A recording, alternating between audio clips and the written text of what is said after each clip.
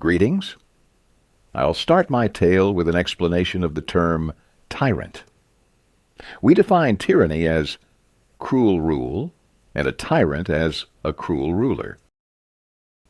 Among the ancient Greeks, this term had a somewhat different meaning.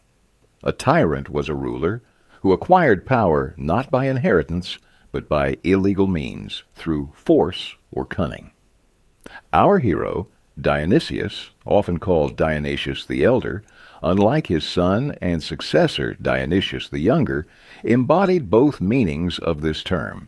He came to power in Syracuse through cunning and force, and remained in the memory of descendants as a rather cruel ruler. Dionysius ruled the Sicilian polis of Syracuse for a whole 38 years, from 405 to 367 BC.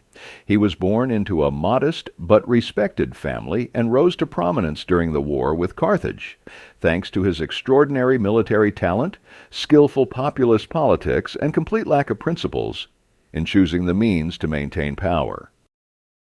Faced with the threat of Carthaginian conquest, the people elected him as a strategist autocrat. In accordance with his powers, he led the militia, appointed officers, provided arms, called upon citizens, increased the military tax, recruited mercenaries, could convene a popular assembly, and lead it. For personal protection, he was allowed to recruit a guard of 600 militiamen, which he arbitrarily increased to 1,000. He promised the people two things: to repel the Carthaginians, who had been pressing the Sicilian Greeks for 100 years, and to suppress the influential and wealthy, who had amassed too much power. He fulfilled both promises.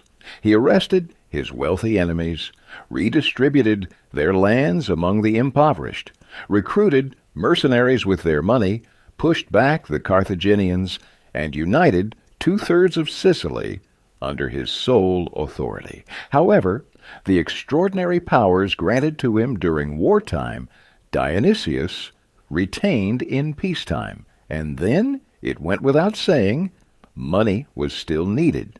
Enemies were still frightening. Levies and suspicion began.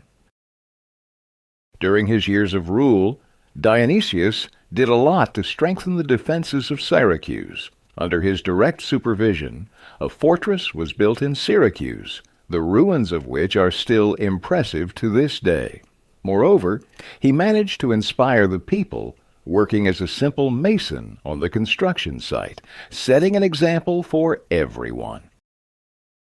For the army's armament, the strategist invited craftsmen from Italy, Greece, and even Carthage. 14,000 excellent breastplates, 140,000 shields, helmets, and swords were made. The tyrant's special pride was a colossal fleet of 400 ships. In addition to ordinary triremes, huge 4- and 5-decked tetraires and pentaires were built. The ships were sheltered in 150 special shelters. Dionysius transformed Syracuse into the most beautiful city in the Greek world. Wide streets, majestic temples, a huge covered market, gymnasiums, and perhaps the largest sundials in the world. With his economic activities, Dionysius revitalized the city's economy, allowing craftsmen and merchants to make huge profits and providing wages for the lower classes. Therefore, the common people supported him for a long time. However, this grand construction also required significant funds, which Dionysius unabashedly drew from various sources. I've already mentioned that he obtained a significant portion of the funds by confiscating the property of oligarchs. He plundered temples. From the statue of Zeus, he stripped off the gold and instead draped it with a woolen cloak. Zeus finds gold too hot in the summer and too cold in the winter. For the statue of Asclepius, the god of healing and son of Apollo, he ordered the golden beard to be removed. It's not right for the sun to be bearded when the father is beardless. But most importantly, he was forced to constantly raise taxes, which, of course, did not endear him to the people. It is said that when he significantly increased the eisphora, the Syracusans cried, saying they had nothing left. He imposed a tax on livestock, then introduced new taxes, and this continued until he was informed that the Syracusans were no longer crying, but laughing. Then he stopped. So they really have nothing left. Naturally, the number of dissatisfied people constantly grew. However, Dionysius knew how to protect his power and deal with the discontented. He created a secret police and a network of informants. Those who transgressed were executed or sent to the infamous quarries of Syracuse. People suffered here for years and decades, gave birth to children here who grew up, and if they were released, they shrank away like wild animals from the sunlight, from people, and from horses. In Syracuse, they still show a cave carved into the rock above the quarries, called Dionysius's Ear. Among the townsfolk, there is a legend that Dionysius eavesdropped on conversations of the prisoners in the cave through a narrow opening, or even enjoyed the screams of the tortured prisoners in the cave. However, this is nothing more than a legend, and the cave was named Dionysius's Ear by the artist Caravaggio in the 17th century because of the remarkable resemblance of the cave to a human ear. Dionysius did not delude himself or harbor any illusions about the majority of Syracusans' feelings towards him. But then he was informed that an old woman in the temple was praying to the gods for the health of the tyrant Dionysius. He was so amazed that he summoned her and began to interrogate her. The old woman said, "I have outlived 3 tyrants, each worse than the last. What will the 4th be like?" It's not surprising that Dionysius became extremely paranoid. Dionysius was even afraid to let a barber with a razor near him, and forced his daughters to learn the barber's trade to shave him. Later, he became afraid of his daughters as well, and started burning off his own hair with heated walnut shells. There is a story told where he, preparing to play ball, removed his sword and handed it to one of his attendants. Another jokingly remarked, "You're certainly entrusting your life to him." Dionysius immediately ordered both of them executed, one for suggesting a method of murder, the other for smiling during this joke. Another one of his friends had a dream that he killed Dionysius. The tyrant sent him to his death. What a man secretly desires in waking hours, he also sees in his dreams, which, however, is very close to the truth. He had a friend named Damocles, who once said, "I wish to live like a tyrant for a day." Dionysius replied, "As you wish." They dressed Damocles splendidly, anointed him with fragrant oil, and seated him at a lavish banquet, where everyone hurried to fulfill his every wish. Amidst the feast, he suddenly noticed a sword hanging over his head from the ceiling by a single horsehair, a piece of it stuck in his throat. He asked, "What does this mean?" Dionysius replied, "It means that we, tyrants, always live on the edge of death." But if, based on the stories of Dionysius's paranoia, we were to assume he was timid, we would be mistaken. He was a brave man. In battles, he faced death courageously. He fought valiantly and was dangerously wounded twice. His excessive caution in dealing with people stemmed only from his fear of dying by treachery. He appreciated nobility. In Syracuse, there were 2 friends, Damon and Phintius. Damon wanted to kill Dionysius, was captured, and sentenced to death. "Allow me to go until evening and attend to my domestic affairs," Damon said. "Phintius will remain as a hostage for me." Dionysius laughed at such a naive trick and agreed.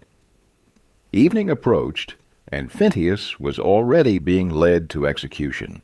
And then, pushing through the crowd, Damon arrived. "I'm here. Forgive me for being late."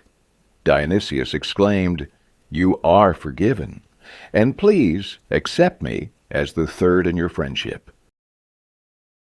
Dionysius was quite intelligent and well-educated, and he made efforts to invite outstanding artists and poets to his court. The tyrant wanted them to glorify his reign. Eventually, he succeeded in attracting Plato himself to Syracuse. It is known that the eminent philosopher dreamed of an ideal state ruled by philosophers.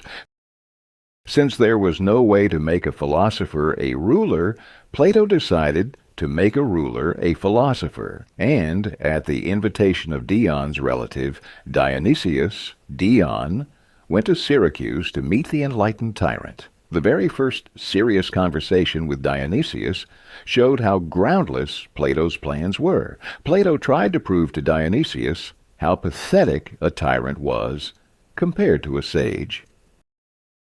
"So a tyrant is not wise?" asked Dionysius. "Is only the one who makes his fellow citizens better wise, and not brave?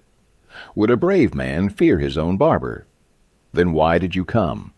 To seek the perfect man. Then consider that you have not found him."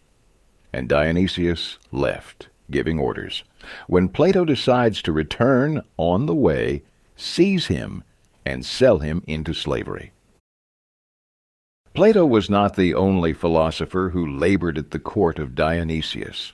However, only those who demonstrated complete servility to Dionysius survived at his court, like the philosopher Aristippus.